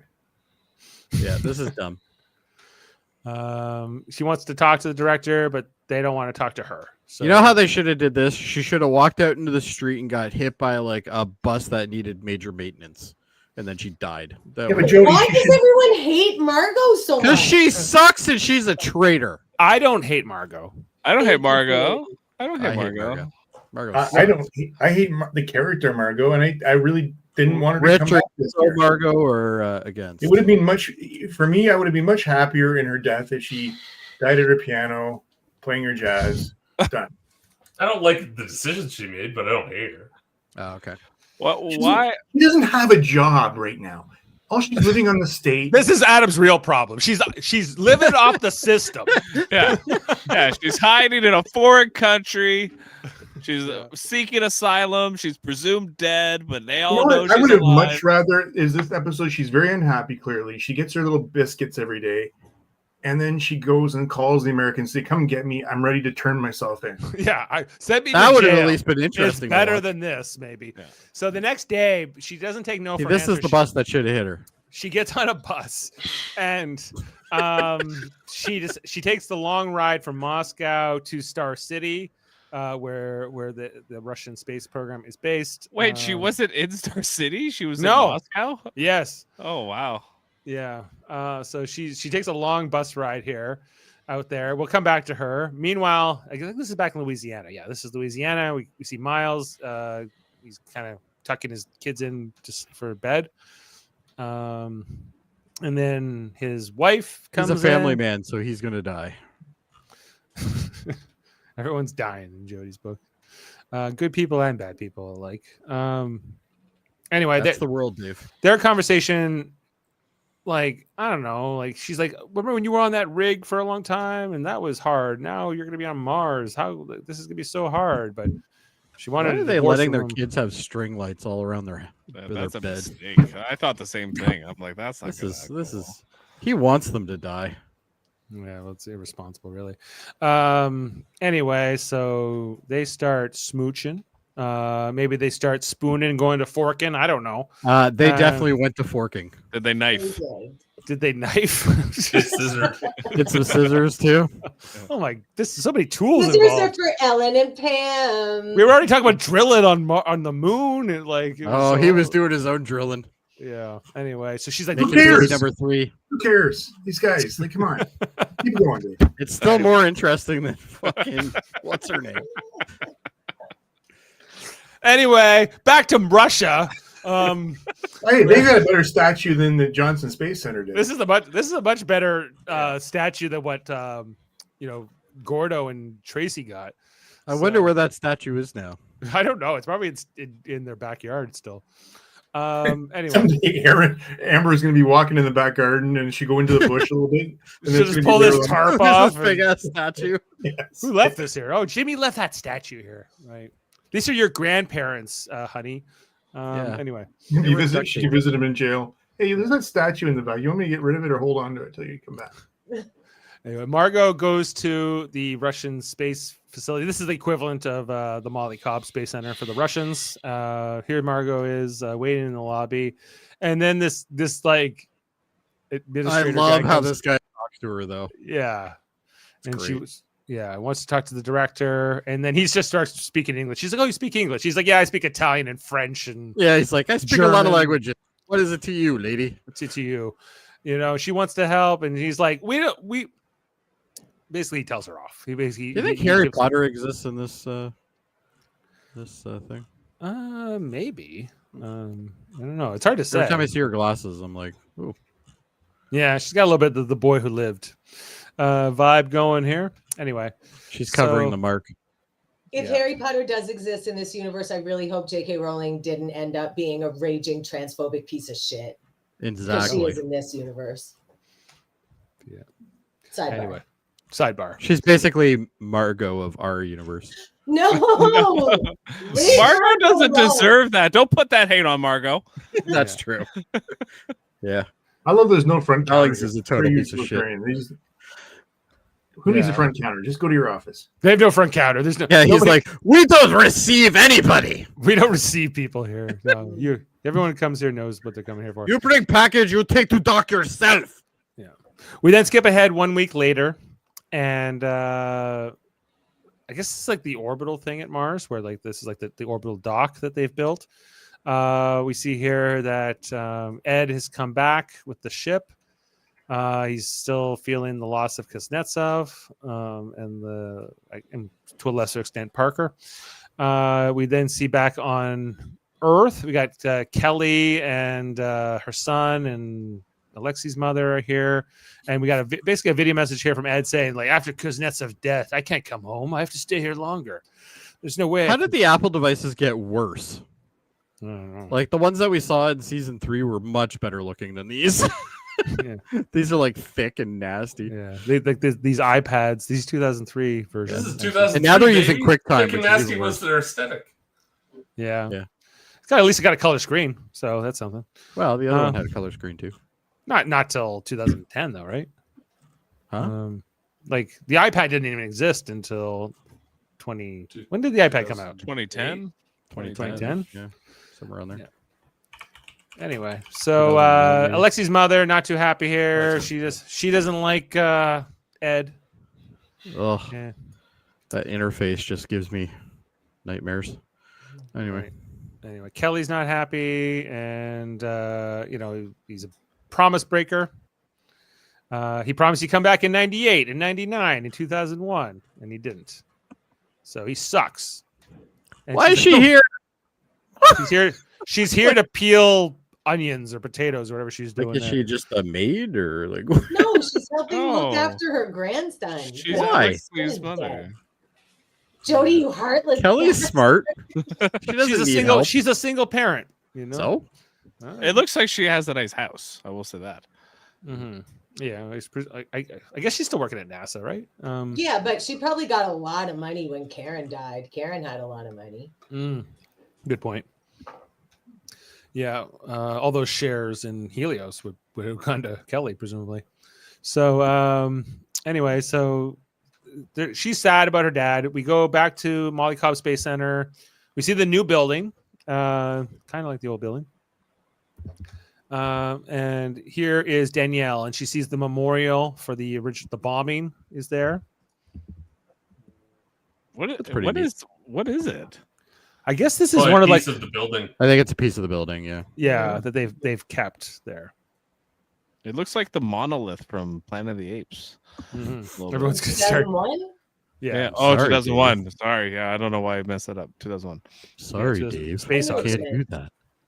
You can't do that, Dave. Anyway, but now they have all these security precautions now outside that they didn't have before, where you have to put your Yeah, before they just had a shitty statue. Anyway, so Molly's back. We see the Al Gore and Mr. Daniel Stern on the wall. We got Danielle goes to see Daniel Stern, and he has her boots from Mars. Fanboy, indeed. And Has his own book on display. He's on his own book on display. Did he sign it to himself? He does have his own book. Way to go, dude. Do you need our signed copy? Okay. Also, He probably sells them out of his office. It's not like he wrote like a book about something. It's an autobiography. It's about him. Yeah. Recharged. He wants Danielle to be the new commander at Happy Valley because the guy who ordered Ed and Kuznetsov to stand down they didn't, and now he's being blamed for this. So now they need someone else to come in, which makes perfect sense based on the track record of Ed. Yeah. Well, Yeah. I guess what he says makes sense. Where he's like, well, part of being in charge is taking the fall when stuff goes bad. You go down the ship, but Danielle has been retired for the last 7 years. She's not necessarily too keen about it, but she has a look at the boots, and she's there's part of her that wants to go back. So she ends up telling him she'll think about it. She's only got a little gray in that hair. She's ready. She's Jada Pinkett Smith's playing in her movies. Come on. So Smith. We go back to Aleda's house. Aleda has a daughter now too, along with her son. We got the husband here. I forget his name, but they're back together. But you see Aleda is very shell shocked here, not responding much. He hands her phone, Motorola, with the incoming call from NASA. But she just looks at it. I think that's actually the Apple. That's the first iTunes phone. Nokia. Actually, was it Nokia or Motorola that did that? It says Motorola on it. But yeah, it looks a lot like that phone though. But anyway. Yeah. Anyway, so she's not answering. She's like, I'm gonna work from home today, dear. She kind of, but she's basically not gonna. Maybe she needs a new job. I don't know. So she's gonna do some day drinking. Yeah, she's just kind of frozen there. Things are not going great. Aleda's father is also absent. I'm assuming he's passed away in between these eras. Anyway, more calls from NASA, but she ain't picking up. New phone, who dis? So when people call from NASA, does it just say NASA for everybody, or like it must be in her caller ID, but like for what the main switchboard number is. Anyway, yeah, maybe. I know I'm unconscious that we're an hour and a half, so I'm trying to get through it. So, yeah, well, I'm clearly trying to stop that. But anyway, we get Margot waking up in Moscow, but this is the scene we saw at the end of season 3. It's just playing out here, where she's now in her silk pajamas, looking out at the landscape. And she's back in Russia. She's walking the streets of Russia. She's got her biscuit. Or whatever she's doing. And then this lady at the park just starts to talk to her on the bench. They fly down from the window, these birds. Margot starts talking to her there. I don't blame them. And they're called northern bullfinches. Obviously, in Russia, their finches are going to be called something more. Yeah, they are bullfinches. Yeah, they are bullfinches. They are better than your finches. Then the woman just starts to talk in English, because who needs subtitles all the time? So we got she's do I know you? Oh, I know you. This woman, I guess, is probably KGB or something, to sign to keep it tabs here on Margot, and ultimately never looks at her, always staring straight, never looks at Margot directly. Well, because they could be being monitored as well, right? Yeah. So. And when Margot looks over, there's something here left on the bench. It's a bag of birdseed and a business card. I was like, she left her some nugs. Sweet. Yeah. And it's like, oh no. Now that's like a US/Canada phone number, isn't it? 095? I don't know. Well, like just fun facts will tell us. I thought that European phone numbers have way more digits and that kind of thing, but not Europe, it's Russia. Well, the Asian phone numbers then. So, but anyway, so we'll come back to that, I guess, in the next episode. We got Danielle's walking the halls of NASA, looking at the pictures, taking a stroll down memory lane, if you will. But who does she run into? Tyler, he's working in the astronaut office, we're told. So they have a nice little fun. And he got engaged, I think, too, didn't he? He got engaged, making an honest man out of him. He got the big ring here, so he's getting hitched. Good for him. So she says, well, he's like, what are you doing here? And well, they've asked me to come back to run Happy Valley again. And he's like, it's a mess up there. They could use you. Come on, we could come back. You might be pushing 60 something, whatever and you when are. You go there, ban cables.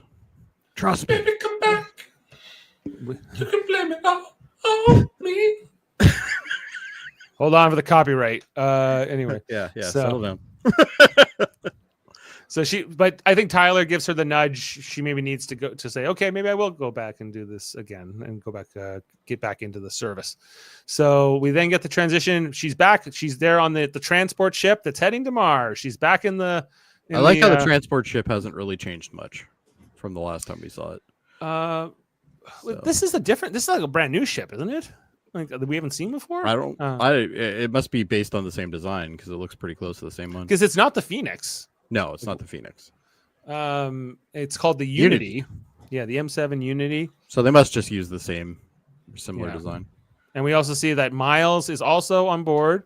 It's kind of like you're in an airplane. He's got like this long, maybe more like a train, where you're just like on board. But how long's that journey? A month. At least a month. Yeah. Yeah, because they said they got it down to a month and a month to 2 months. You're just rocking it out in freaking 0 G. Oh yeah, they just hit that bitch and 0 G for a month. When this thing hits 88 miles per hour, you're gonna see some serious shit. Indeed. 88,000 miles per hour. Yeah, exactly. Yeah. Back on Mars. This is the final shot of the episode. We got this is Ed's barracks here on Mars at Happy Valley. He's looking Molly at all with the ice. He's got the photos from all of his greatest hits. We got Molly with the ice. We got the 9 of them that lived there after Kelly left. Not Danny, he wasn't there. Kelly's graduation photo. Kelly with her son, the Mars baby, the same one that was on the cover of like Time magazine or whatever. It's literally the same picture. Yeah. Yeah. We got Shane. We call him back to Shane. Remember Shane? That was a kid that got killed on the bike, Shane. right? Yeah. Yeah. No, and then Ed's smoking weed now. Remember how you would never smoke weed when Karen and Wayne would go smoke weed, but now Ed's taking in the. This is just a life lesson to everybody. You will eventually smoke weed. That's because he's got the medical issues. He's got the medical issues. His bones are noodles, as we've established. So, well, his hand was shaking. He might have Parkinson's. Yeah, yes, you might have like Parkinson's or some kind of neurological I'm sure, disease. Yeah. I think this is part of the reason he doesn't want to come back to Earth because he knows he'll never come back to space if he does. It's kind of like how Molly. And if it's something like Parkinson's, maybe it's easier to manage in space than it is to manage it on Earth, or not. Or gravity, it might be worse. Who knows? It might be worse. Anyway, so Ed's smoking his joint. He's I like Hippie Ed. Hippie Ed. He's chilling out here and looking out onto the Martian He's like, nighttime. I wish I had a Twinkie. As we pull back, and we are here. It's kind of cool to see the base at night. Looks kind of neat. Yeah, very neat. Yeah, I like that. Yeah. And that is the shot in screenshots. And thank you for bearing with me, everybody. Oh, okay. So that ending. Yes. Dreadful. It could have it just ended. He's smoking a joint. What would you expect to happen? Something.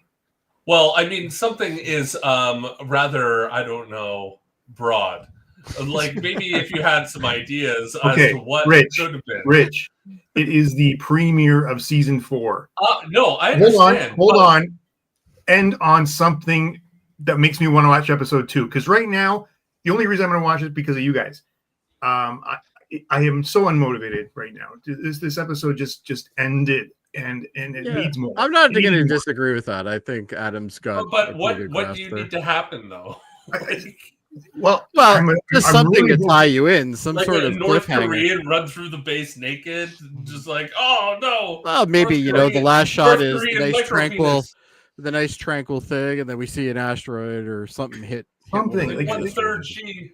He wants more people to die. No, I don't. Yes, He just wants Margot to die. I want Margot to die next.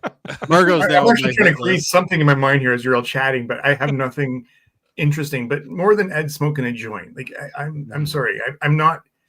Rich, I don't find this episode compelling enough to watch the episode number 2. Well, we have to. It's part of the podcast. But it's a series arc, right? Like it's not like they're not full.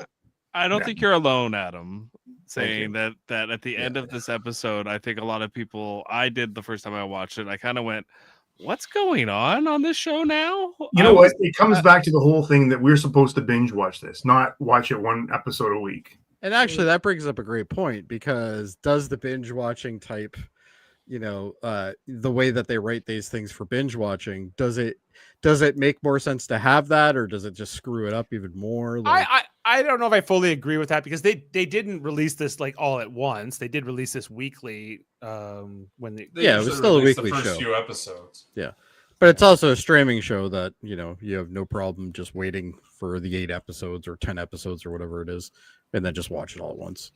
I do that with a lot of stuff. Any trivia or fun facts, Adam? Fun facts. Sexy fun facts with Adam. There's no sexiness here tonight. I did want to talk about, but I did want to talk. I lost it here. Hold on. I wanted to talk about the first of all, area code 095 is in Burma, Myanmar. Yep, that's where it is. Myanmar. Oh. And what else we got here? Oh, what does Glasnost mean? Yeah, that's opening to the west. It more means, transparency. More transparency. Yeah.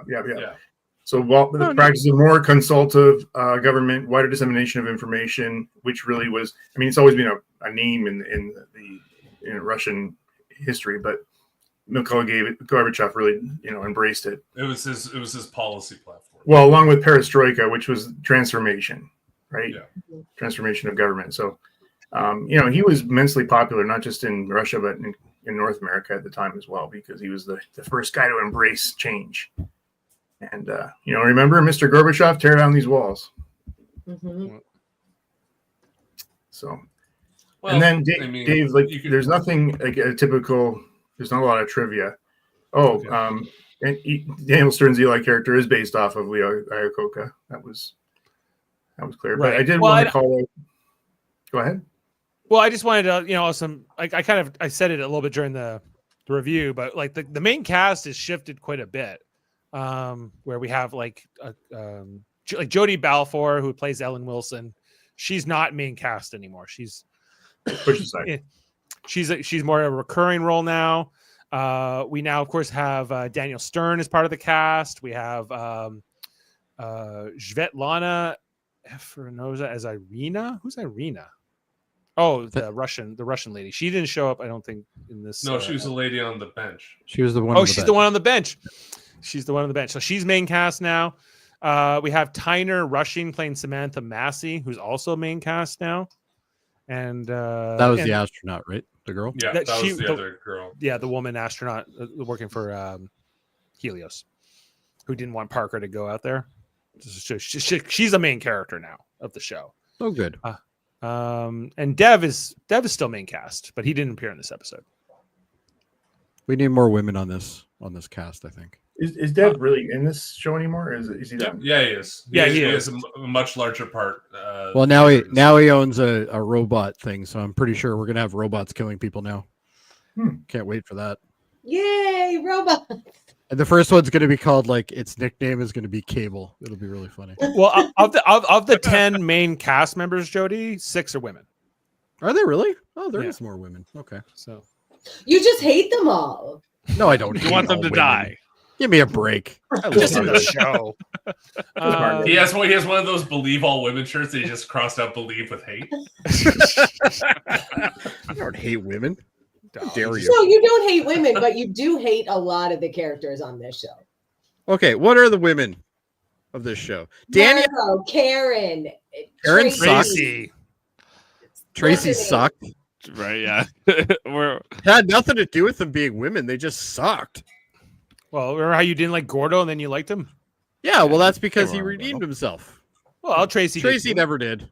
Tracy saved the world. Oh yeah, duct tape is not redemption enough. What more do you want from her, Jody? It's not enough. You gotta put on a beer gut and then work out. That's redemption. Go run it. That has to happen. Go sit in your closet. All right. Yeah. Well, with that all said, let's go to our ratings and put it out. No. Wait, one more thing. Just settle down. There's still some sexiness to be had. No, there's not. I just wanted to recognize 2 things. First of all, November 10th, 50 years ago today, the Edmund Fitzgerald sunk. 29 people lost their lives, which has become a big role in Canadian culture over the years because of the Gales of November came early. That's right. And then finally, as tomorrow is Remembrance Day, just wanted to thank all the members of the services out there who've Absolutely done their things for us, and done their things. Pardon me. Served the country, protected our freedom. 118,000 Canadians have been killed since, in defense of this country. So, and countless more injured. But thank you all for your services. And as I'm here in Ottawa on my first Remembrance Day, we're in Ottawa. I'm astounded by the amount of patriotism and recognition that's out there. I think the whole downtown is lit up right now. It's amazing to see the Parliament lit up, the Cenotaph lit up, and it's really cool. So cool. Well said. Thank you for your service, all living and not. All right. Am I okay now, Adam? Yes, thank you. Thank you. All right. We're rating this episode, everyone. Let's bring it in and put down our scores. All right. Let's throw this in. Okay. I'll you don't want to start with me. No, I don't. Adam, I want to start with Adam. Well, I'm going to give this a 7. It's much better than I thought you'd give it. Okay. Yeah, I mean, I'm going to look. You guys, I'm very critical of this show, and it did disappoint me at the end. I got to say, hey, you know what, Rich? I've got an ending for you. Okay. Tell me what happened to Danny. Tell me what happened to Danny. That would have been a good way to end it. I think they're saving that. Okay. Well, they could have put it here. Do you want to know what happened to Jimmy? No. Okay. No. I'll give this a 7.5 myself. Like, I thought it was okay, but like You're compared to some of the wrong other spot. Oh, you're right. I put it in the wrong spot. Thank you. I thought it was good, but like, yeah, I share some of your feelings where I would have liked a little bit more excitement for the first episode, but like when I just think about the other premieres we had in season 1, season 2, and season 3, like, this comparatively was a little bit less exciting, but I still enjoyed it, and I thought the whole thing with Kuznetsov was well done. So we'll have to catch up with Kevin. I'm going to ask Kevin right now what his is. All right, Heather, we'll move to you. I don't know, like a 7, I guess. Okay. And Rich, this is your first rating. I'd say 7.5 is probably about right. 10. Okay. And Jeff. I'm a 6. All right. Okay. And Dave, in your rating, you've got 2 periods. Yeah, you got 2 so it periods. might not calculate properly. Damn it. All right. Thank you. Okay. And now we're going back to Jody. All right. There's only one clear winner here, and that is Jeffrey, because Jeffrey knows that this is worth only a 6 at best, and I agree with him completely. I'm going to go down now. I was being way too generous. You know what? I don't know why we do Adam that early, because he always changes it. The way you guys were talking in this episode, you're going to be like 8s and 9s and 10s. We were just trying to talk. I wasn't talking 8s or 9s. We're like, it's not like the best episode of the show, but it's probably the worst. It's not the most crappy. How do you identify this as the singular whole or as multiple things? Like, do you look at just the writing, or do you look at? I look at everything. Look at everything. I think it's really just your enjoyment of the episode. But story and enjoyment, I think, are my 2 main ones. Rich, Adam was so mad last season, he gave an episode a 0. Yeah. It's kind of ridiculous, don't you think, to go 0? No, he had no enjoyment. No enjoyment, nothing redeemable. He had negative enjoyment, so he wanted to actually take a point of points, but he did. Well, anyway, this has a 7.7 on IMDb, so some people like it. Oh, there is a whole lot of people that are wrong in this world, Dave, and I learned today. Did Kevin get back to you? It says he's typing. I don't know if that means he's all right. actually Well, we can always or... plug it in after. Okay, so I'm guessing he was probably a 3. Yeah, I doubt he liked this, but anyway. Yeah. So this is it's one of the lower rated episodes. So overall, like, I think Bring It Down still wins, though. Oh, Bring It Down is the worst episode. Sucking.